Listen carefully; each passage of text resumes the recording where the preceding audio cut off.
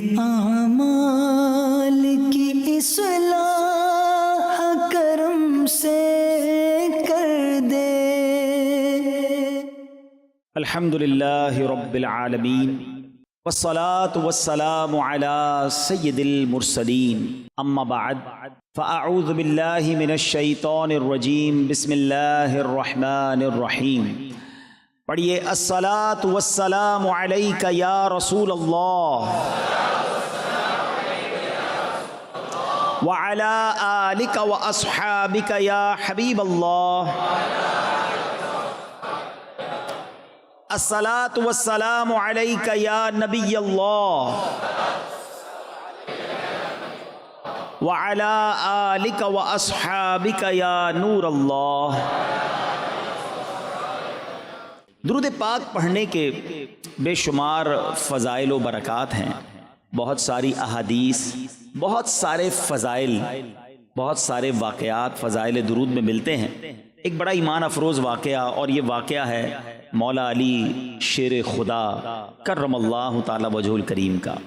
آپ شیر خدا ہیں اور نبی پاک علیہ الصلوۃ والسلام کے بڑے قریبی ساتھی ہیں، خاندان نبوت کے آپ اہم ترین رکن ہیں، مگر غربت اور فقر و فاقہ والی زندگی، سبحان اللہ، یہ اختیاری فقر تھا، ورنہ یہ وہ عظیم ہستیاں ہیں کہ جو دعا فرمائیں تو فرشتے جنت کی سوغات لے کر آ جائیں۔ تو ایک بھکاری آپ کے پاس آیا اور اس نے، آپ بھی بیٹھے تھے اور آپ کے سامنے کچھ کفار بھی بیٹھے تھے، تو وہ بھکاری پہلے کفار کے پاس گیا، جا کے اس نے ان سے سوال کیا، تو ان غیر مسلموں نے ازراہ مذاق، معاذ اللہ، مولا علی کرم اللہ تعالی وجہ الکریم کا مذاق اڑانے کے لیے بھکاری کو کہا ان کے پاس جاؤ تو وہ تمہیں عطا کریں گے۔ وہ بھکاری آپ کے پاس آیا، بظاہر مالی طور پر آپ کے پاس کوئی چیز ایسی نہ تھی کہ آپ اسے دیتے۔ آپ نے کیا کہا کہ اس نے ہاتھ پھیلایا ہوا تھا، تو آپ نے 10 بار درود پاک پڑھا اور اس بھکاری کی ہتھیلی پر دم کر دیا اور اسے کہا کہ مٹھی بند کر لو، اور وہاں جا کر کھولو، جن لوگوں نے میرے پاس بھیجا ہے نا، جن غیر مسلموں نے مذاق اڑانے کے لیے بھیجا، جاؤ ان کے پاس جا کے مٹھی کھولنا۔ اچھا وہ سارا دیکھ رہے ہیں، وہ اور ہنسنے لگے کہ کچھ بھی نہیں دیا، پھونک مار دی اور کہا مٹھی بند کرو، جا کے ادھر کھول دینا۔ تو یہ بھکاری گیا اور جا کر جب ان غیر مسلموں کے سامنے مٹھی کھولی تو اس مٹھی میں دینار موجود تھا۔ دینار کہتے ہیں سونے کی اشرفی کو۔ اب جب یہ کرامت دیکھی تو کئی غیر مسلم کلمہ پڑھ کر مسلمان ہو گئے۔ یہ درود پاک کی بھی فضیلت ہے، اور درود پاک پڑھا کس نے یہ اس کی بھی فضیلت ہے۔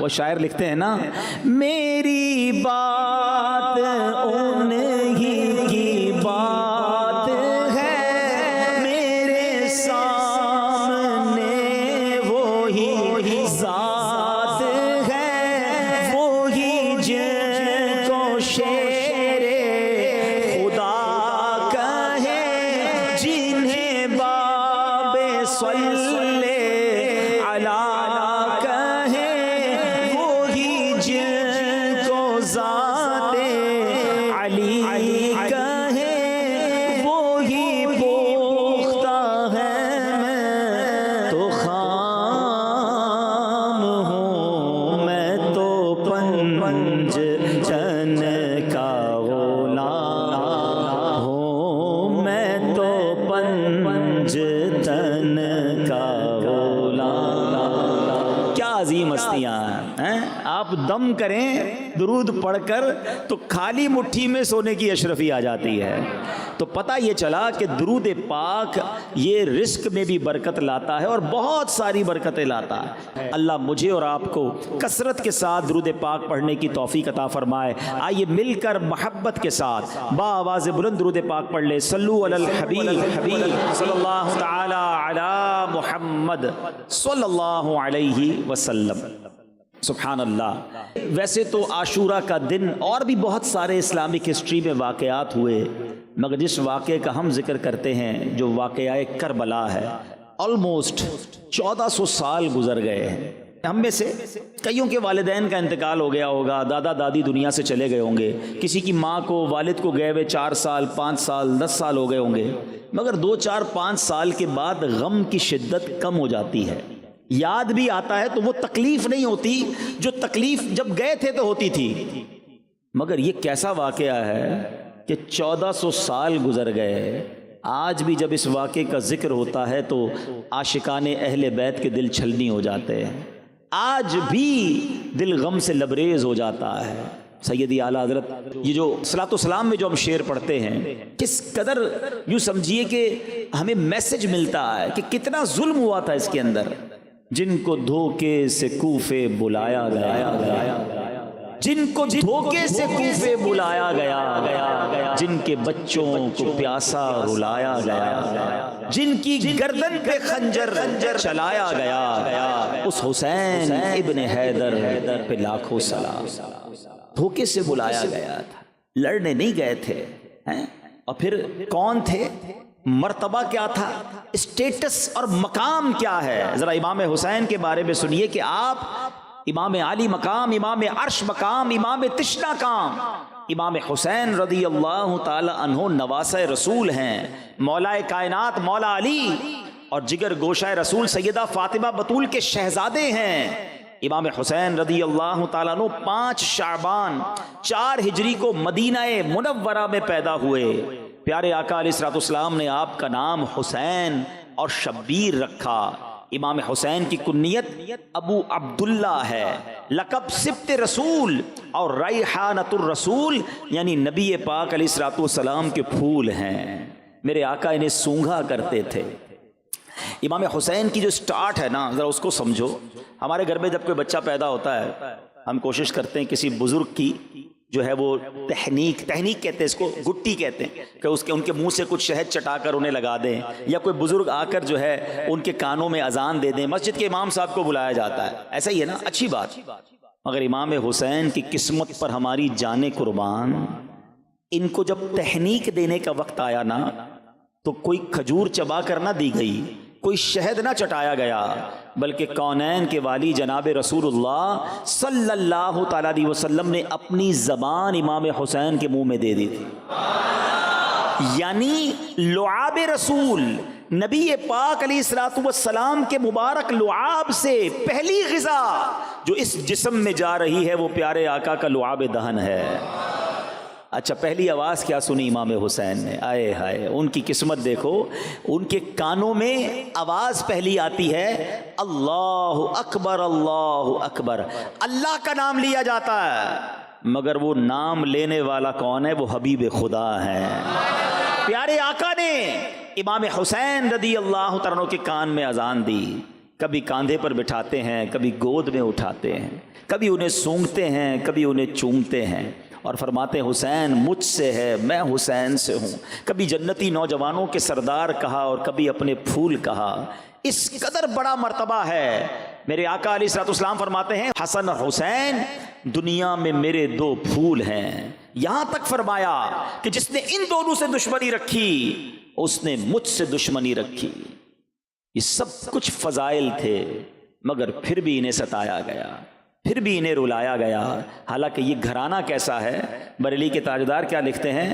کیا بات رضا اس شبنستان کرم کی، زہرا ہے کلی جس میں حسین اور حسن. کیا بات رضا اس چمن، کیسا چمن ہے، کیسا باغ ہے. کیا بات رضا اس چمن تان کرم کی، زہرا ہے کلی جس میں، زہرا ہے کلی جس میں حسین اور حسن پھول. زہرا ہے کلی جس میں حسین اور حسن پھول. زہرا ہے کلی جس میں حسین اور حسن پھول. اور اب ایسی عظیم ہستی کو 10 محرم الحرام سن 61 ہجری میدان کربلا میں یزید پلید کے خلاف حق کی آواز بلند کرتے ہوئے، نانا کے دین پر پہرا دیتے ہوئے، ظلم سہتے ہوئے، دکھ اور غم کے پہاڑ کے سامنے ثابت قدم رہ کر انتہائی عزت کے ساتھ، شجاعت کے ساتھ، شان و شوکت کے ساتھ شہید ہوئے، اور رہتی دنیا تک کے لیے باطل کے خلاف کھڑے ہونے کا، حق پر چلنے کا، دینداری کا، عزت سے جینے کا، عزت سے مرنے کا، شجاعت کا، بہادری کا، استقامت کا اور صبر و رضا کا آپ سبق دے گئے۔ کیا خوب بات لکھتے ہیں شاعر، حسین ایک علامت ہے زندگی کے لیے، حسین ایک علامت ہے زندگی کے لیے، حسین عزم سفر ہے مسافری کے لیے، فطرت کی مصلحت کا اشارہ حسین ہے، قربانیوں کی آنکھ کا تارا حسین ہے، وہ اس لیے لڑے کہ ستم کو مٹا سکیں، پھر کیوں نہ ہم کہیں کہ ہمارا حسین ہے۔ کربلا کا واقعہ کئی بار سنا ہوگا اور سنتے رہتے ہیں۔ عاشورے کا دن آتا ہے، روزہ بھی رکھتے ہیں، لنگر بھی پکاتے ہیں، نیاز بھی کھاتے ہیں، نعرے بھی لگاتے ہیں۔ ابھی پڑھ رہے تھے میں تو پنجتن کا غلام ہوں، بہت اچھی بات ہے، کرتے رہنا چاہیے، مگر سوال یہ ہے کہ یہ کربلا کا واقعہ مجھے اور آپ کو پیغام کیا دیتا ہے؟ سیکھنا کیا ہے؟ صرف واقعہ سننا ہے، دکھ دل میں آتا ہے، یہ بھی ٹھیک ہے، لیکن اس سے امپلیمنٹیشن کیا کرنا ہے؟ اپنی ذات میں فرق کیا آیا؟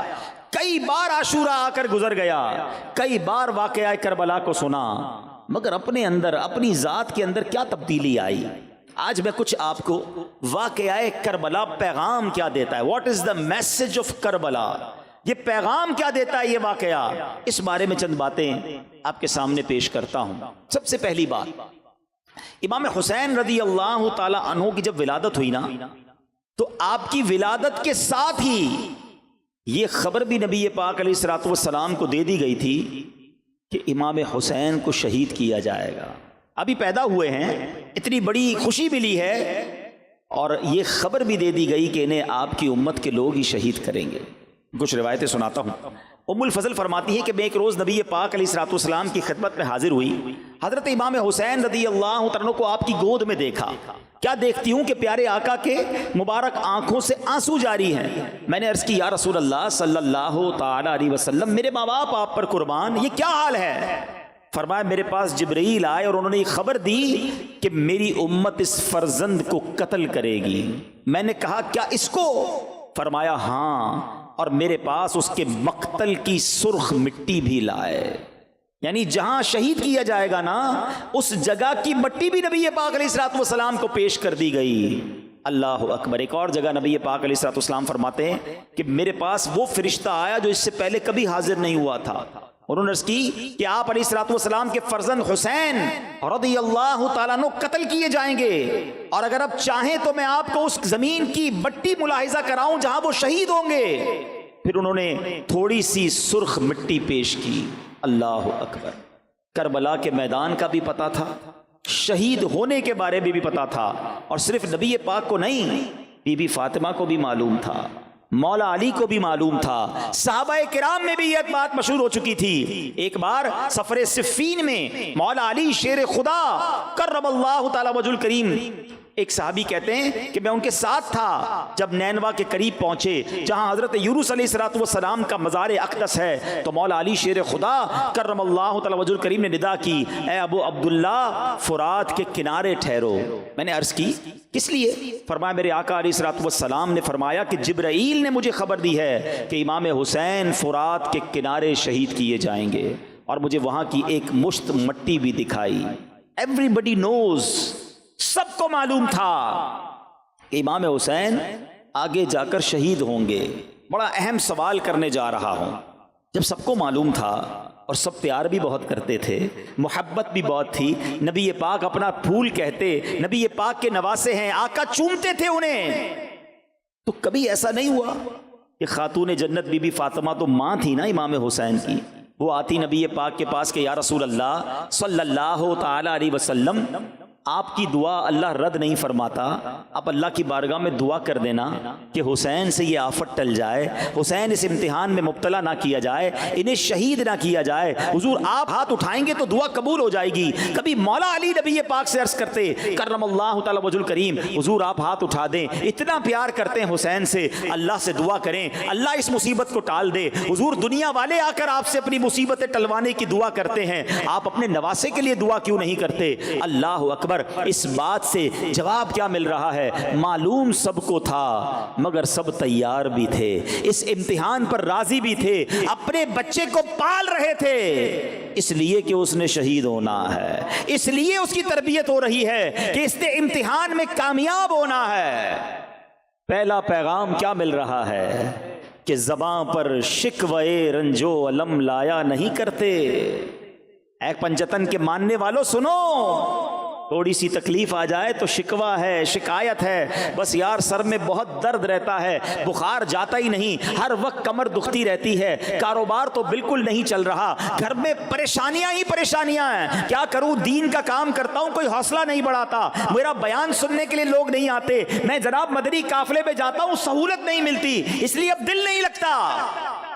چھوٹی سی تکلیف پر دل توڑ لیتے ہو اور کہتے ہو پنجتن کا غلام ہوں. سنو, زباں پر شکوے رنجو علم لایا نہیں کرتے, نبی کے نام لیوا غم سے گھبرایا نہیں کرتے. وہ امتحان تھا اور وہ تیار تھے, اور آج ہم چھوٹی سی مشکل پر گھبرا جاتے ہیں. حالانکہ قرآن مجید فرقان حمید میں ہم سے بتا دیا گیا ہے کہ ایگزامینیشن, امتحان تو آنا ہے.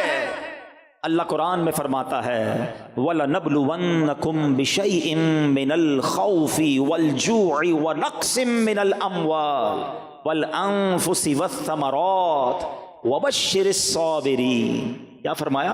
ہم ان قریب تمہیں آزمائیں گے. Yes, you have to be examine, تمہیں آزمایا جائے گا. کن کن چیزوں سے لسٹ بھی دے دی گئی. تمہیں بھوک سے آزمایا جائے گا, تمہارے مال کم ہو جائیں گے, پھلوں میں کمی ہوگی, بیماری آ جائے گی, خوف بھی آئے گا, بھوک بھی آئے گی. وہ ساری چیزیں جو ہماری زندگی میں آتی ہیں نا, قرآن نے کم و بیش سب بیان کر دی کہ یہ پرابلمز آئیں گی, زندگی ایسے ہی نہیں گزر جانی. پھر کیا ہوگا؟ پھر اس کے بعد فرمایا وبشر الصابرین, خوشخبری ہے صبر والوں کے لیے. مشکل آتی ہے, صبر کرتے ہیں, امتحان میں کامیاب ہوتے ہیں. پھر کیا ہوتا ہے؟ الذین اذا اصابتہم مصیبہ, جب وہ کسی مصیبت پہ گرفتار ہوتے ہیں پھر کیا کہتے ہیں؟ قالوا انا للہ وانا الیہ راجعون, ہم اللہ ہی کا مال ہے اور اسی کی طرف لوٹائے جائیں گے. پہلے سے تیار رہتے ہیں صبر والے, اللہ والے مشکل کے لیے ریڈی رہتے ہیں. اور ہم اپنے آپ کو کربلا والوں کا غلام تو کہتے ہیں, مگر چھوٹی سی مشکل آئے تو ایسی پریشانی کا اظہار کریں گے, اتنے شکوے, اتنی شکایات, اور اللہ کی بارگاہ میں کمپلین ہو رہی ہوتی ہے, پتہ نہیں کیا غلطی ہو گئی. ایسی زبان چلتی کیسے سمجھ نہیں آتا کہ جو بندہ یہ کہے کہ پتہ نہیں میری کون سی غلطی ہو گئی. ارے ہماری غلطیاں اتنی ہیں کہ ہم کاؤنٹ نہیں کر سکتے, ہم پر تو آگ پر سے یہ کم ہے. ایک بزرگ کہیں جا رہے تھے, سر پر خاک گری, کہتے ہیں یا اللہ تیرا شکر ہے. لوگوں نے کہا آپ کے سر پہ مٹی گر گئی, آپ شکر ادا کر رہے ہیں. کہتے ہیں عمل تو ایسے ہیں کہ آگ گرنی چاہیے تھی, عمل تو میرے ایسے ہیں کہ آگ برسنی چاہیے تھی, مٹی گری ہے اس لیے اللہ کا شکر ادا کر رہا ہوں. اپنے اعمال اتنے برے ہوتے ہوئے ہم یہ کیسے کہہ سکتے ہیں کہ میرا قصور کیا ہے؟ اللہ اکبر, اللہ کھانا دے رہا ہے, روٹی دے رہا ہے, سانس دے رہا ہے, اس نے آزا سلامت رکھے, بہت کچھ دیا ہے ہمیں. شکوہ نہ کیا کرو, کربلا والوں کو یاد کیا کرو. یہاں ماشاءاللہ مبلغین بھی موجود ہیں, دین کا کام کرتے ہوئے بھی ڈیفیکلٹیز آتی ہیں, مشکل آتی ہے. کہیں درس دینے جاتے ہیں کوئی ہمیں نہیں دینے دیتا, مدنی قافلے میں گئے کوئی حوصلہ نہیں بڑھاتا, نیکی کی دعوت دینے گئے کوئی جھڑک دیتا ہے, کبھی نگران سے اور کبھی ذمہ دار سے یا مدنی قافلے کے ساتھیوں سے کوئی انبن ہو جاتی ہے. ارے شیطان تو یہی چاہتا تھا کہ تم دل توڑ کر یہ نیکی کا کام چھوڑ دو. لوگ کہتے ہیں نہیں بھائی میں نہیں کرتا, آج نیکی کا زمانہ نہیں. اے میرے وہ اسلامی بھائیوں جو کسی چھوٹی سی تکلیف پر نیکی کو چھوڑ کر گھر چلے گئے, پھر کربلا والوں سے کیسی محبت ہے تمہاری؟ وہ تو نہیں گئے کربلا سے واپس, پیاس پانی بھی بند کر دیا, دھوپ بھی تھی, بھوک بھی تھی, دشمن بھی تھے. امیر اہل سنت کا وہ شعر سن لو, آپ کہتے ہیں پیارے مبلغ معمولی سی مشکل پہ تو گھبراتا, پیارے مبلغ معمولی سی مشکل پہ تو گھبراتا ہے، دیکھ حسین نے دین کی خاطر سارا گھر قربان کیا۔ تو ہمیں مشکل سے گھبرانا نہیں ہے، امتحان آنا ہے، خوش نصیب وہ ہے جو امتحان میں صبر کا دامن تھامتا ہے۔ کربلا کا دوسرا پیغام، امام حسین رضی اللہ تعالیٰ لڑنے تو نہیں گئے تھے، آپ کو تو خط لکھ کر بلایا گیا تھا، لڑنے کے لیے فیملی لے کے کون جاتا ہے؟ آپ اپنے بچوں کو بھی لے جا رہے ہیں، اپنے جناب گھر والوں کو بھی لے جا رہے ہیں، خواتین بھی ساتھ ہیں، یہ تو مہمان بننے گئے تھے، انہیں تو بلایا گیا تھا کہ حضور آپ آئیے ہم آپ کی بیعت کریں گے، مگر ان ظالموں نے دھوکہ کیا اور آپ سے جنگ کرنے کے لیے تیار ہو گئے۔ مگر یہاں ایک سوال پیدا ہوتا ہے کہ امام حسین چاہتے تو کمپرومائز کر لیتے، بات مان لیتے ان کی۔ بہت ساری شریعت میں ایسی اجازتیں ہیں کہ جب جان جانے کا خوف ہو تو بہت سارے ناجائز کام بھی جائز ہو جاتے ہیں، اس کی تفصیل ہے پوری۔ تو امام حسین کی بھی جان جانے کا خوف تھا، ان کے پورے خاندان کی جناب شہادت کا خوف تھا، آپ بھی یزید کی بات مان لیتے، کمپرومائز کر لیتے، کیوں بات نہیں مانی؟ کیوں باطل کے آگے سر نہیں جھکایا؟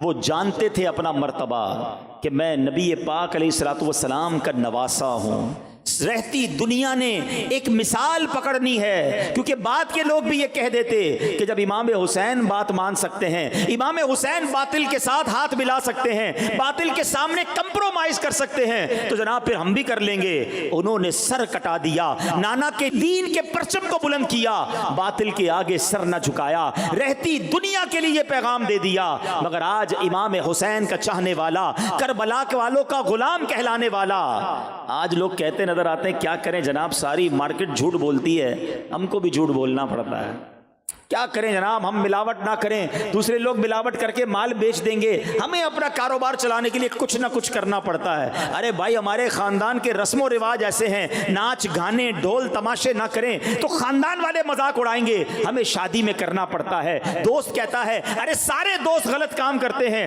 میں ان کا ساتھ نہ دوں تو وہ میرا مذاق اڑاتے ہیں۔ اللہ اکبر، میں آپ سے پوچھتا ہوں یہ حسینیت ہے یا یزیدیت ہے؟ امام حسین جان قربان کر دی، 6 مہینے کے علی اصغر کو بھی شہید کروا دیا، مگر باطل کے آگے سر نہیں جھکایا۔ اور آج تھوڑے پیسوں کے لیے، چند لوگوں کو خوش کرنے کے لیے، کیا کروں سیٹھ ناراض ہو جائے گا اس لیے میں نماز نہیں پڑھتا، نوکری میں اجازت نہیں ملتی، تمہیں شرم نہیں آتی؟ تم چند پیسوں کی خاطر نماز ضائع کر دیتے ہو۔ وہاں تلواروں کے سائے تھے مگر میرے امام نے وہاں بھی سجدے کیے، کربلا کی تپتی ریت پر بھی نمازیں ادا کی گئیں۔ سوچئے جو بات بات پر کمپرومائز کرتے ہیں، بیرون ملک میں رہنے والے مجھے سن رہے ہوں گے، کیا کریں جناب ہمارے ملک میں تو کرنا پڑتا ہے، یہاں رہنا ضروری ہے، یہاں رہنے کے لیے سارے کام کرنے ہوں گے۔ ارے کس نے کہا تمہیں وہاں رہنا ضروری ہے؟ میرے امام نے مدینہ چھوڑ کر مکہ اختیار کیا، مکے کے بعد کوفہ چلے گئے، جہاں جہاں اسلام کو ضرورت پڑی آپ نے وہاں سفر کیا، اور آخر کار کربلا کے میدان میں اپنی جان دے دی۔ اور تم چند سکوں کی خاطر یا تو مجبور ہو جاتے ہو اور کہتے ہو نہیں جناب کرنا پڑے گا۔ نہیں جناب، اللہ اور اس کے رسول کو جو پسند نہیں وہ ہماری زندگی میں نہیں ہونا چاہیے۔ لوگ کہتے ہیں نا چلتا ہے، نہیں چلے گا بھائی، وہی چلے گا میری زندگی میں جو میرے رب کو راضی کرے، میرے حبیب کو راضی کرے۔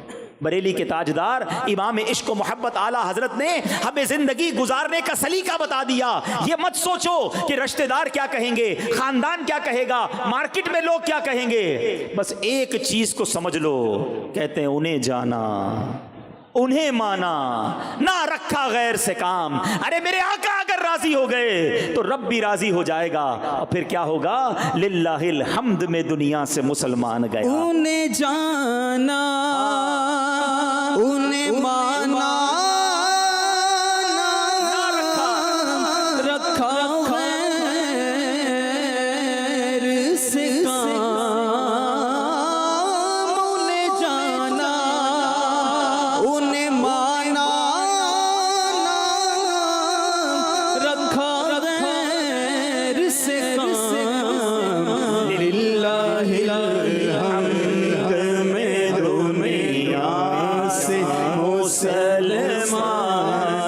گیا، للہ الحمد میں دنیا سے مسلمان گیا۔ چلتے ہیں آگے، کربلا کا میدان اور کیا پیغام دیتا ہے۔ آپ کو معلوم ہے کربلا والے تو 72 تھے، سامنے 22,000 کا لشکر تھا۔ سوال یہ ہے 72 جن میں بچے بھی ہیں خواتین بھی ہیں، ان سے لڑنے کے لیے اتنا بڑا لشکر کیوں بھیجا گیا؟ 1000 2000 بھیج دیے جاتے۔ یزیدی بھی جانتے تھے کہ امام حسین کی رگوں میں شیر خدا کا خون دوڑ رہا ہے، ان کو قابو کرنا آسان نہیں ہے، جس طرف آئیں گے پشتوں کے پشتے لگا دیے جائیں گے۔ خوف ان کے دلوں پر طاری تھا، مگر سوال یہ ہے کہ جناب 22,000 کے لشکر میں تو ہزاروں لوگ زندہ واپس گئے، امام حسین رضی اللہ تعالیٰ عنہ کے اس لشکر میں تو ایک ہی نوجوان واپس گیا، مرد تو ایک ہی واپس گیا نا، باقی سارے شہید ہو گئے۔ اور وہ کون تھے؟ امام زین العابدین عابد بیمار رضی اللہ تعالیٰ عنہ۔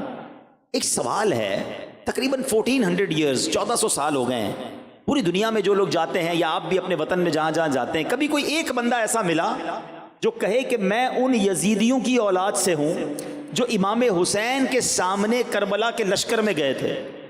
ایک بندہ پوری دنیا میں نہیں ملتا، حالانکہ وہ ہزاروں واپس گئے تھے۔ ادھر والے لشکر میں حق والے لشکر سے ایک واپس گیا تھا، اللہ نے ان کی آل میں کیسی برکت دی، دنیا کے کونے کونے میں حسینی سید ملتے ہیں۔ یہ کیسے ہوا؟ ایک نوجوان واپس گیا مگر اتنی برکت، اتنے سید صاحبان۔ اللہ اکبر۔ علماء بڑی پیاری بات فرماتے ہیں، اس بات سے سیکھنے کو یہ ملتا ہے کہ بندہ جب کسی چیز کی قربانی دیتا ہے اللہ اس میں برکت ڈال دیتا ہے۔ انہوں نے جانوں کی قربانی دی، اللہ نے ان کی آل میں برکت ڈال دی۔ اے میرے میٹھے اسلامی بھائیوں، آپ اپنی جس چیز میں برکت چاہتے ہیں وہ اللہ کی راہ میں قربان کریں، اللہ کی راہ میں صرف کریں، اللہ اس میں برکت ڈال دے گا۔ آپ اپنی جان میں برکت چاہتے ہیں، اپنی باڈی سے دین کی خدمت کرنا شروع کر دیں، اپنے جسم کو دین کے کاموں میں استعمال کریں، نمازیں پڑھیں، سفر کریں دین کی خاطر، اللہ آپ کی جان میں، آپ کی صحت میں برکت ڈال دے گا۔ آپ چاہتے ہیں آپ کی زبان میں برکت آ جائے، آپ کی گفتگو میں برکت آ جائے، اس زبان سے درود پڑھنا شروع کریں، اس زبان سے آپ ذکر اللہ کرنا شروع کریں، اس زبان سے نیکی کی دعوت دینا شروع کریں، اللہ آپ کی گفتگو میں برکت ڈال دے گا۔ آپ چاہتے ہیں آپ کی سوچ بریلینٹ ہو جائے، آپ کا ذہن زبردست ہو جائے، ذہانت بڑھ جائے، اپنے ذہن سے دین کے بارے میں سیکھنا شروع کریں، اسی ذہن سے پلاننگ کریں کہ میں کیسے دین متین کی خدمت کر سکتا ہوں، اللہ کریم آپ کی ذہانت میں برکت ڈال دے گا۔ آپ چاہتے ہیں آپ کے مال میں برکت ہو جائے، اپنا مال اللہ کی راہ میں خرچ کرنا شروع کریں، اللہ آپ کے مال میں برکت ڈال دے گا۔ کربلا کا میدان یہ بھی پیغام دیتا ہے کہ جو چیز اللہ کی راہ میں قربان کی جائے اللہ اس میں برکت ڈال دیتا ہے۔ ایک اور بات، ایک اور پیغام کربلا سے کیا ملتا ہے کہ جب امام حسین رضی اللہ تعالی عنہ کو شہید کیا گیا، ایگزیکٹلی اس ٹائم امام حسین کس حالت میں تھے رضی اللہ تعالیٰ عنہ؟ آپ سجدے میں تھے۔ جب سر انور کو جسم سے الگ کیا گیا، شہید کیا گیا، آپ سجدے میں تھے۔ یہ کیا میسج ہے، یہ کیا پیغام ہے کہ امام حسین اور ان کے رفقا نے تلواروں کے سائے میں بھی سجدے قضا نہیں کیے، نمازیں قضا نہیں ہوئی۔ آج کربلا کے ان اسیران اور ان شہداء کا غلام کہلانے والا، پنجتن کا غلام کہلانے والا، اس سے سوال ہے کہ وہ کربلا کے میدان میں نماز قضا نہ کریں اور تم بستر پر سوتے رہو اور تمہاری نماز قضا ہو جائے، پنکھے لگے ہوئے مسجدوں میں، کوئی روکنے والا نہیں، پھر بھی تمہاری نمازیں قضا ہو جائیں۔ اپنے آپ سے پوچھئے کہ یہ واقعی میں کربلا والوں کا غلام ہوں، پنجتن کا غلام ہوں؟ کربلا کا میدان پیغام دیتا ہے کہ کیسی ہی سچویشن کیوں نہ ہو نماز قضا نہیں کرنی ہے۔ مگر آج بہت بڑی تعداد مسلمانوں کی نماز نہیں پڑھتی۔ آؤ میں بھی نیت کروں اور آپ بھی نیت کریں کہ آج کے بعد ہماری کوئی نماز قضا نہیں ہوگی۔ جب سر انور کو نیزے پر اٹھایا گیا، سر شہید ہو چکا ہے، جسم سے الگ ہو چکا، یہ کرامت بھی امام حسین کی، لیکن جب نیزے پر اٹھایا گیا تو نیزے پر بھی وہ سر انور تلاوت کر رہا ہے۔ عبادت ہو تو ایسی ہو، تلاوت ہو تو ایسی ہو، عبادت ہو تو ایسی ہو، تلاوت ہو تو ایسی ہو، سر شبیر تو نیزے پہ بھی قرآن سناتا ہے۔ اب بتاؤ یہ کیا پیغام مل رہا ہے کربلا کے میدان سے کہ دیکھو امام حسین یہ پیغام دے رہے ہیں کہ تلاوت قرآن کو نہیں چھوڑنا، اور آج کربلا والوں کا غلام کہلانے والا بہت بڑی تعداد میں ایسے جن کو قرآن پڑھنا ہی نہیں آتا، تلاوت تو دور کی بات ہے، صحیح معنوں میں قرآن ہی پڑھنا نہیں آتا۔ میں آپ سے پوچھتا ہوں یہ کیسی کربلا والوں کی غلامی ہے؟ صرف لنگر پکانا ہی ان کی غلامی ہے؟ صرف نعرے لگانا ہی ان کی غلامی ہے؟ یا ان کے فٹ سٹیپ پر، ان کے نقش قدم پر چلنا ان کی غلامی ہے؟ یقیناً لنگر بنائیں، یقیناً ان کی منقبتیں پڑھیں، محبت میں اضافہ ہوتا ہے اس سے، مگر اصل جس کو کہیں کہ روح ملے گی، برکت ملنی ہے، کہ حسینی کہلانے والا 5 وقت کا نمازی ہو، وہ روزانہ تلاوت کرنے والا ہو، اس کی قرآن سے دوستی ہو۔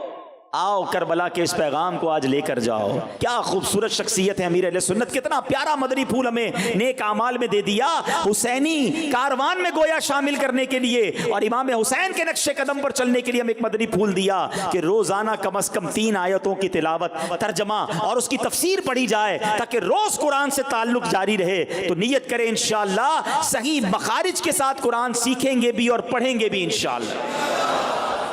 ویسے تو بہت ساری باتیں کربلا کے میدان سے ہم سیکھ سکتے ہیں، ایک آخری بات، اور وہ ہے اسلامی بہنوں کے لیے، ٹھیک ہے؟ وہ بھی سن رہی ہوں گی اور آپ بھی اپنے گھر والوں کو یہ پیغام دیں۔ کربلا کے اس میدان میں خواتین بھی تھیں، خیموں میں تھیں، ٹھیک ہے؟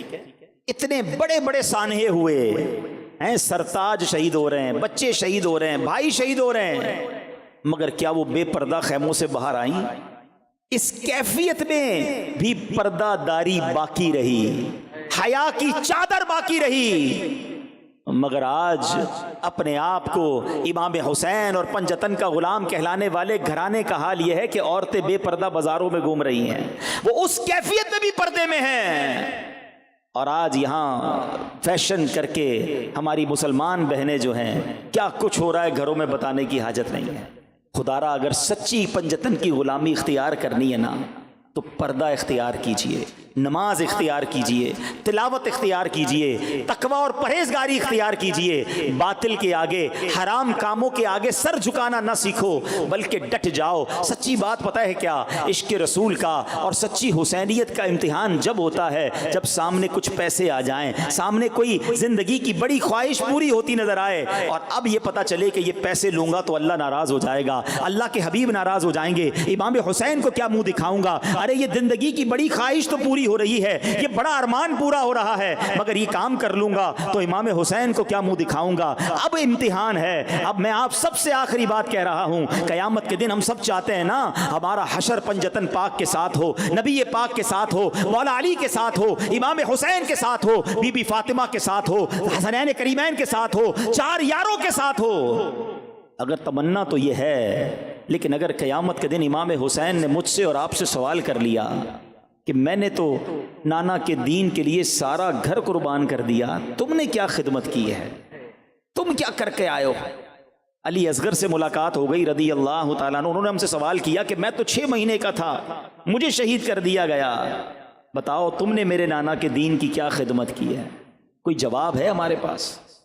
اللہ سلامت رکھے دعوت اسلامی کے ماحول کو۔ اگر اس ماحول سے وابستہ رہے نا اور اپنے جذبے بڑھاتے رہے اور یہ جذبہ بنا لیا کہ میں نے بھی کچھ دین متین کی خدمت کر کے جانا ہے، میں نے بھی پرچم اسلام اونچا کر کے جانا ہے، اس دین کا نام روشن کرنا ہے، تاکہ کچھ میں بھی عرض کر سکوں کہ حضور اپنے حصے کا کام میں بھی کر کے آیا ہوں۔ دعوت اسلامی کے ماحول سے وابستہ رہیں گے، مدنی قافلوں میں سفر کرتے رہیں گے، اللہ وہ دن لایا ملک بھر میں اور آگے جا کر اتنے سینئر ہو جائیں کہ بیرون ملک میں بھی سفر کریں، غیر مسلموں کو مسلمان کریں، ہماری وجہ سے مسجدیں بنے، مدرسے بنے، علماء بنے، حفاظ بنے، اللہ ہم سے دین کے کچھ ایسے کام لے لے، ہم دعا کرتے ہیں جو مرنے کے بعد بھی ہمارے لیے صدقہ جاریہ کا باعث ہو جائیں۔ یہ سارے کام کرنا دعوت اسلامی کے مدنی ماحول میں، اس نیک ماحول میں بڑے آسان ہیں اگر ہم اس کے ساتھ وابستہ رہیں، وقت دیتے رہیں، سیکھتے بھی رہیں اور اپنا جذبہ بڑھاتے رہیں، تو انشاءاللہ امام حسین رضی اللہ تعالیٰ عنہ کے نقش قدم پر چلنا نصیب ہو جائے گا۔ اور اللہ نے چاہا قیامت کے دن جب پنجتن